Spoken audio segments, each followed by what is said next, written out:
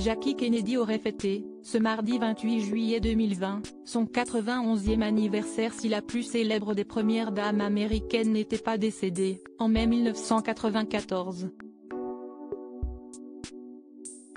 À l'occasion de cet anniversaire, Closer vous propose de faire un bond dans le passé pour découvrir les derniers jours de la veuve de John Fitzgerald Kennedy.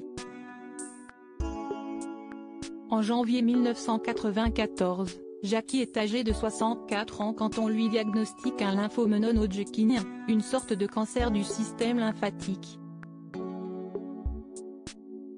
Placée sous traitement, l'ancienne première dame des États-Unis ne réagit malheureusement pas bien aux médicaments qui lui sont donnés et elle décède, le 19 mai dans son sommeil, entourée de ses proches dans son appartement de la Fifth Avenue à New York. 5 mois seulement après l'annonce de sa maladie.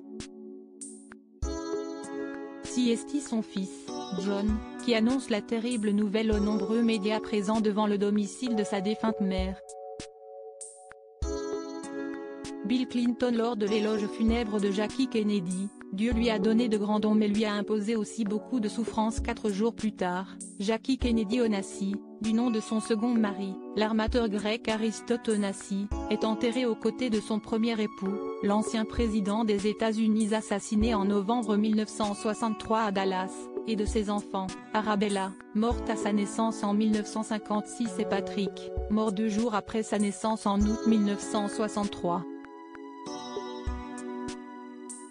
De nombreuses personnalités sont présentes au cimetière d'Arlington, en Virginie, pour rendre un dernier hommage à l'une des femmes les plus inspirantes et plus puissantes de l'histoire des États-Unis. Dieu lui a donné de grands dons mais lui a aussi imposé beaucoup de souffrances.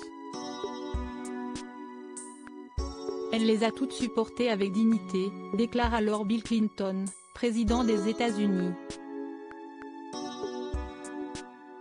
Jackie avait 64 ans.